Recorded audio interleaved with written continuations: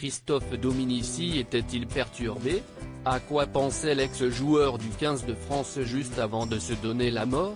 À en croire les informations relayées par Paris Match, l'homme de 48 ans a effectué plusieurs allers-retours suspects avant l'heure du drame. En effet, après avoir dit à sa femme qu'il allait se promener, Christophe Dominici s'est rendu au café Bellevue, juste à côté de chez lui afin d'acheter un briquet.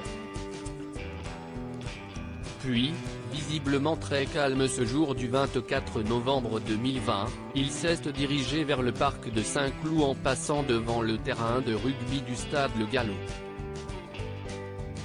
Si est-il là, après avoir traversé le pont de Boulogne que Christophe Dominici a erré. Il a fait 1h30 d'aller-retour le long d'un parapet qui surplombe, 10 mètres plus bas, les bâtiments désaffectés de la caserne Sully. Rapporte Paris Match. Si est-il cet étrange manège qui a ensuite inquiété un employé du parc. Se dirigeant vers le compagnon de Loretta, l'homme en question a voulu savoir si quelque chose ne tournait pas rond. L'ailier des Bleus a alors répondu par la négative avant de se jeter du point haut de 20 mètres. Vers 14h40, Christophe Dominici est ensuite mort, aperçu par un cycliste qui l'a basculé par-dessus le muret de la caserne.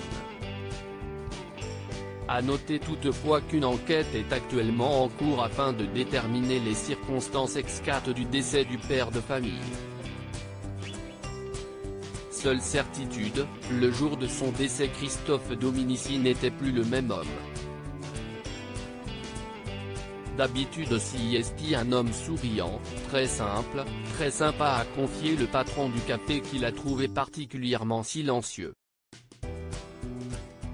Christophe Dominici dans le caveau familial a noté que les obsèques de Christophe Dominici auront lieu le vendredi 4 décembre 2020.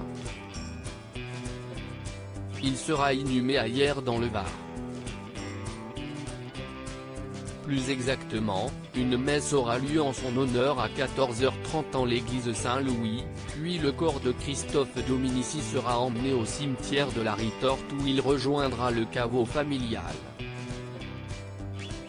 Sa sœur Pascale y est déjà enterrée.